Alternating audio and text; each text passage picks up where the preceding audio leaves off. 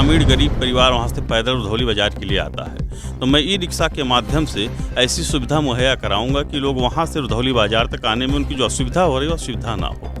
दूसरी सबसे बड़ी होगी कि जिसका पैसा सरकार हमसे लेती है उस पैसे के सुविधा अनुसार उस बिजली की व्यवस्था कराई जाए। नगरीय क्षेत्र से संपूर्ण नगर पंचायत को जोड़ के उनको 18 से 22 घंटे बिजली की जो उनका एक शेड्यूल है उस शेड्यूल में सबको बिजली उपलब्ध कराई जाए। ऐसे ही जनता कुर्सी पे बैठा रही है, तो समान दृष्टि से मैं संपूर्ण रुधौली का विकास करूं। संपूर्ण रुधौली का विकास अगर मैं कर ले गया तो ही मेरे नेतृत्व की अच्छी कल्पना होगी।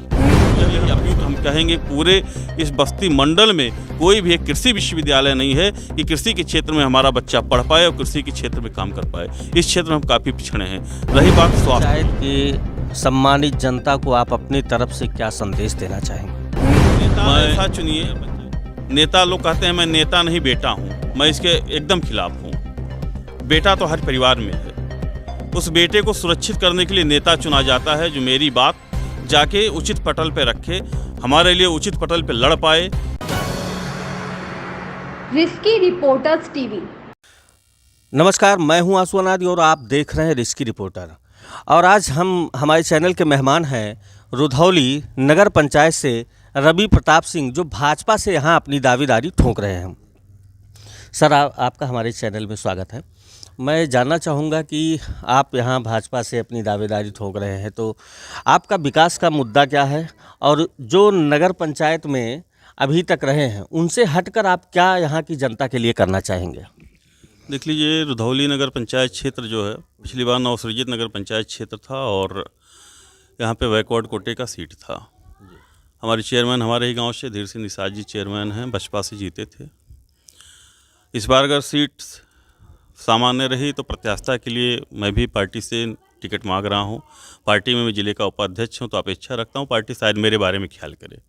जहां तक रही विकास की बात, मैंने अपना संकल्प पत्र भी जारी किया है जनता हित के लिए। जो मेरी अपनी सोच है कि यदि मैं चेयरमैन बना तो सबसे कठिन कार्य है, चूँकि इस नगर पंचायत क्षेत्र का दायरा थोड़ा बड़ा है, ग्रामीण गरीब परिवार वहाँ से पैदल रुधौली बाज़ार के लिए आता है, तो मैं ई रिक्शा के माध्यम से ऐसी सुविधा मुहैया कराऊंगा कि लोग वहाँ से रुधौली बाज़ार तक आने में उनकी जो असुविधा हो रही है वो असुविधा ना हो। दूसरी सबसे बड़ी समस्या है रुधौली पूरा नगर पंचायत क्षेत्र आप टहल लीजिए, अगर आपको कहीं भी थोड़ा सा बाथरूम की आवश्यकता हो जाए कोई व्यवस्था नहीं है, जो एक महती समस्या है हमारे महिलाओं के लिए, हमारी बहनों के लिए, बुजुर्गों के लिए। मैं प्रयास करूंगा कि हर 200 मीटर की दूरी पे एक सुलभ शौचालय की व्यवस्था ऐसी बनाई जाए कि किसी भी परिवार को कहीं शर्मिंदा ना होना पड़े। तीसरी नगर पंचायत की जो सबसे बड़ी समस्या है वह समस्या है आज भी बिजली की। नगर पंचायत क्षेत्र का बिजली का बिल तो लिया जा रहा है, लेकिन हमारे ग्रामीण क्षेत्र, जैसे आप मुड़ियार में बैठे हैं, ये आज भी ग्रामीण क्षेत्र की बिजली से जुड़ा हुआ है। तो पहली प्राथमिकता होगी कि जिसका पैसा सरकार हमसे लेती है उस पैसे के सुविधा अनुसार उस बिजली की व्यवस्था कराई जाए। नगरीय क्षेत्र से संपूर्ण नगर पंचायत को जोड़ के उनको 18 से 22 घंटे बिजली की जो उनका एक शेड्यूल है उस शेड्यूल में सबको बिजली उपलब्ध कराई जाए। ऐसे ही तमाम विधवा भी क्षेत्र में पड़ी हैं जिनको पेंशन का लाभ नहीं मिल पा रहा है। ऐसे तमाम विकलांग हैं जिनको पेंशन का लाभ नहीं मिल पा रहा है। उसका कारण है लैक ऑफ अवेयरनेस, हम उनको जागरूक नहीं कर पा रहे हैं। इसके लिए सबसे ज़रूरी काम है कि वार्ड वाइज कैंपिंग की जाए। मैं कैंप लगा के उस वार्ड से जो भी व्यवस्थित व्यवस्था बन पाएगी और जो लाभार्थी उसको उपयुक्त होगा उनको बिना किसी भेदभाव के, बिना 1 रुपया लगे, मेरी प्राथमिकता होगी उनका फॉर्म उसी वार्ड में भरा के उनको उस लाभ से दिलाया जाए। सरकार अगर हमको लाभ दे रही है, अगर मुझे जनता नेतृत्व करने के लिए कुर्सी पे बैठा रही है, तो मेरी प्राथमिकता होती है कि कुर्सी पे बैठने के बाद संपूर्ण नगर पंचायत की जनता वो मुझे वोट किया हो या ना किया हो, विषय वो नहीं है। विषय ये होता है कि अगर मुझे नेतृत्व के लिए जनता कुर्सी पे बैठा रही है तो समान दृष्टि से मैं संपूर्ण रुधौली का विकास करूं। संपूर्ण रुधौली का विकास अगर मैं कर ले गया तो ही मेरे नेतृत्व की अच्छी कल्पना होगी। यह मेरा पहली प्राथमिकता है। शिक्षा और स्वास्थ्य पर आपका ध्यान कहाँ तक जाएगा? बहुत अच्छा सब्जेक्ट आपने उठाया।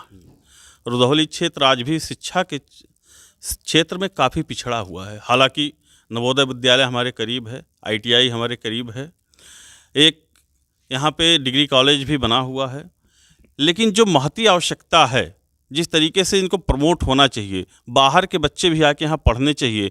आज की व्यवस्था यह है कि मैं स्वयं अपने बच्चों को पढ़ाने के लिए मुझे लखनऊ भेजना पड़ा।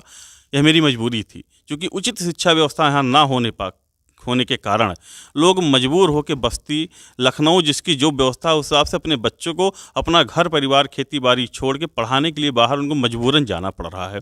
शिक्षा के क्षेत्र में हमारा क्षेत्र अभी काफ़ी पिछड़ा है। अगर मैं व्यवस्थित रूप से कुर्सी पे बैठ पाया, सरकार मेरी है, मैं आदरणीय मुख्यमंत्री जी से जाके निवेदन करूंगा कि रुधौली की जो नवोदय विद्यालय है उसको और भी मजबूत तरीके से बना के सुदृढ़ किया जाए, और जो यहाँ पे ITI है, ITI को थोड़ा सा और भी प्रमोट करते हुए यहाँ आवासीय व्यवस्था की जाए, इससे बाहर के भी बच्चे आके ITI कर पाएँ।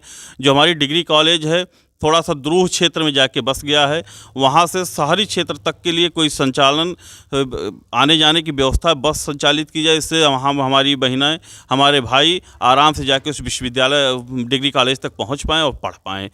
अगर हम साधन की व्यवस्था मुहैया करा ले गए तो चूँकि यहाँ से 4 किलोमीटर की दूरी पे द्रूह क्षेत्र में हमारा डिग्री कॉलेज बसा हुआ है, तो बच्चे आराम से जाके वहाँ पढ़ेंगे। और शिक्षा व्यवस्था को प्रमोशन के लिए कुछ सब्जेक्ट की बड़ी समस्या है। हमारा भाई, हमारा विद्यार्थी, हमारी बहन जो पढ़ना चाहते हैं वो सब्जेक्ट हमारे अभी उन स्कूलों में नहीं है। जैसे मैं स्वयं भुक्तभोगी हूँ, मैं साइंस का विद्यार्थी था, दिलेसरी इंटर कॉलेज से पढ़ रहा था, लेकिन मुझे हाई स्कूल के बाद बाहर जाके इसलिए पढ़ना पड़ा क्योंकि हाई स्कूल के बाद रुधौली में साइंस की व्यवस्था नहीं है। आज भी एग्रीकल्चर के क्षेत्र में पूरा देश कहता है कि भारत कृषि प्रधान देश है, लेकिन कृषि के क्षेत्र में पढ़ाई की कोई भी व्यवस्था हमारे रुधौली में नहीं है। और रुधौली ही अप्यूत हम कहेंगे, पूरे इस बस्ती मंडल में कोई भी एक कृषि विश्वविद्यालय नहीं है कि कृषि के क्षेत्र में हमारा बच्चा पढ़ पाए और कृषि के क्षेत्र में काम कर पाए। इस क्षेत्र में हम काफ़ी पिछड़े हैं। रही बात स्वास्थ्य की, स्वास्थ्य के क्षेत्र में सरकार लगातार ध्यान दे रही है और इसका परिणाम ये है कि लगभग हर CHC PHC पे आज आपको डॉक्टर उपलब्ध मिलते हैं, हर जगह आपकी व्यवस्था दिखती है। लेकिन आज भी कई ऐसी बिल्डिंगें, जैसे बखरिया में एक 50 सया का 3 मंजिला बिल्डिंग बनके तैयार है, लेकिन मात्र उद्घाटन न होने की वजह से एक सुंदर बनी हुई बिल्डिंग, एक अच्छी व्यवस्था आज भी चालू नहीं हो पा रही है। अगर बखरिया कहा जाए, इसी तरीके से आप जाएंगे तो बिजलपुर में एक हॉस्पिटल बनके तैयार है, लेकिन मात्र उद्घाटन के वजह से वो भी हॉस्पिटल तैयार नहीं हो पा रहा है। इन व्यवस्थाओं पे मैं आदरणीय मुख्यमंत्री जी से, आदरणीय स्वास्थ्य मंत्री जी से, अपने ज़िले के आदरणीय सांसद जी से मिल के निवेदन करके प्रयास रहेगा कि इनको सुचारू ढंग से चलाया जाए, जिससे स्वास्थ्य के क्षेत्र में भी हमारी जनता को लाभ मिल सके। और दूसरा, जो यहाँ पे 108 या 102 व्यवस्था है हॉस्पिटल पहुँचाने की, इतनी जर्जर अवस्था में है कि वहाँ से जब हॉस्पिटल से व्यक्ति ट्रांसफ़र होकर बस्ती या वहाँ से फिर रिफ़र होकर लखनऊ जाता है तो उसको एक डर रहता है कि हम आधे रास्ते में ही गाड़ी ख़राब हो जाएगी, पहुँच नहीं पाएंगे। इस पर भी मैं सरकार का ध्यान आकर्षित कराने का कि इसको सुदृढ़ ढंग से बनाएं कि व्यक्ति मरीज़ जब उस पर बैठ के जाए तो उसको ये ज़रूर विश्वास रहे कि मैं अपने यथा हॉस्पिटल तक पहुँचने में सक्षम रहूँगा। इन व्यवस्थाओं पर मैं सरकार से निवेदन करूँगा, उनका ध्यान आकर्षित कराने का प्रयास करूँगा। तीसरा प्रश्न हमारा यहाँ है, क्योंकि अभी ज़्यादा दिन नहीं हुआ, छावनी थाना अंतर्गत एक बेटी के साथ में दुराचार करके उसको फेंक दिया जाता है। अगर आप यहाँ नगर पंचायत अध्यक्ष चुने जाते हैं, जनता आपको चुनती है, तो बहन बेटियों की सुरक्षा के लिए आप क्या काम करेंगे? सुंदर प्रश्न आपका है। और जिस तरीके से समाज में आज यह व्याधियाँ व्याप्त हैं, यह निश्चित ही भारतवर्ष को कलंकित कर रहा है। इसके लिए सबसे पहला प्रयास ये होना चाहिए कि शिक्षण क्षेत्र में हम जाएं, जागरूकता लाएं, अपनी बहनों को हम जागरूक करें, और महिला पुलिस की जो व्यवस्था है उसको चौराहे चौराहे पे इस तरीके की एक व्यवस्था बनाई जाए। जैसे लखनऊ में आप देखते होंगे पिंक स्टॉल बना है, पिंक पुलिस स्टेशन बना है, तो मैं अपने नगरीय क्षेत्र में व्यवस्था करूँगा, जितने भी ऐसे चौराहे हैं जहाँ से हमारी बहनें गुजरती हैं वहाँ पे पिंक पुलिस बूथ बनाया जाए, जहाँ पे महिला पुलिस बैठें, जिससे वो महिलाओं से जाके अपनी बात यथास्थान कह पाएँ। दूसरी व्यवस्था, जब स्कूलों से छुट्टियाँ होती हैं, मैं निवेदन करूँगा पुलिस प्रशासन से भी कि उस टाइम उन स्कूलों के गेट पे अपने 2 पुलिसकर्मी तैनात करें, और फिर चौराहों पे एक पुलिस पैडलिंग की टीम लगाई जाए कि जिससे कहीं भी कोई भी व्यक्ति, कोई भी आदमी हमारे बहनों को परेशान न कर पाए, और उनमें भी एक आत्मविश्वास जगे कि हमारे साथ शासन, प्रशासन, पुलिस की व्यवस्था हमेशा तैनात है, हमको कहीं भी की डरने की आवश्यकता नहीं है। और उससे भी बड़ी बात है कि हमको शिक्षा के माध्यम से अब सभी परिवार में संस्कार लाने की आवश्यकता है, जिसके लिए मैं प्रयास करूँगा कि महीने में एक बार स्कूलों से समय लेके हर स्कूलों में एक ऐसा कार्यक्रम कराया जाए जिससे बहनें तो दूर, हम अपने भाइयों को, अपने बच्चों को यह बताएं कि जब तक मैं अपने परिवार की तरफ संपूर्ण समाज के परिवार को नहीं देखूंगा, तब तक यह व्यवस्था उचित नहीं हो पाएगी। जैसे हमारी बहनें हैं वैसे दूसरे की बहनें, वैसे सबकी बहनें हैं। तो सबसे ज़रूरी काम है कि बच्चों को मानसिक रूप से तैयार करना कि संपूर्ण समाज को अपना परिवार समझे। जब संपूर्ण समाज को अपना परिवार समझेगा तभी राष्ट्र का निर्माण होगा, तभी व्यक्तित्व का निर्माण होगा, तभी इस नगर पंचायत क्षेत्र का निर्माण होगा। नगर पंचायत के सम्मानित जनता को आप अपनी तरफ से क्या संदेश देना चाहेंगे?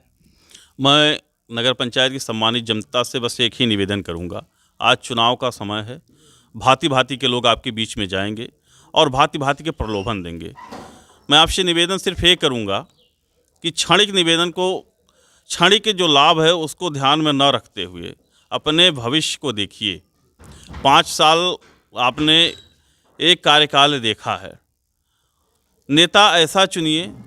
नेता लोग कहते हैं मैं नेता नहीं बेटा हूँ, मैं इसके एकदम खिलाफ हूँ। बेटा तो हर परिवार में है, उस बेटे को सुरक्षित करने के लिए नेता चुना जाता है जो मेरी बात जाके उचित पटल पे रखे, हमारे लिए उचित पटल पे लड़ पाए। मैं सभी जनता से निवेदन करूंगा, ऐसे व्यक्तित्व को ज़रूर इस बार चुनिएगा जो आपकी लड़ाई को थाने से लेकर तहसील पर, तहसील से लेकर डीएम तक और डीएम से लेकर शासन तक लड़ने का मद्दा रखता हो, जिसकी बात सुनने के लिए लोगों को मजबूर होना पड़े, जिसमें वह क्षमता हो, जिसका व्यक्तित्व ऐसा हो कि जो जाके आपके लिए आपकी लड़ाई को अपना मान के हर सदन में लड़ने के लिए सड़क से लेकर सदन तक तैयार रहे। अभी तक आप रवि प्रताप सिंह को सुन रहे थे और ऐसे ही राजनीतिक साक्षात्कार से जुड़े रहने के लिए आप हमारे चैनल को लाइक शेयर सब्सक्राइब करना ना भूलें। जय हिंद, जय राष्ट्र।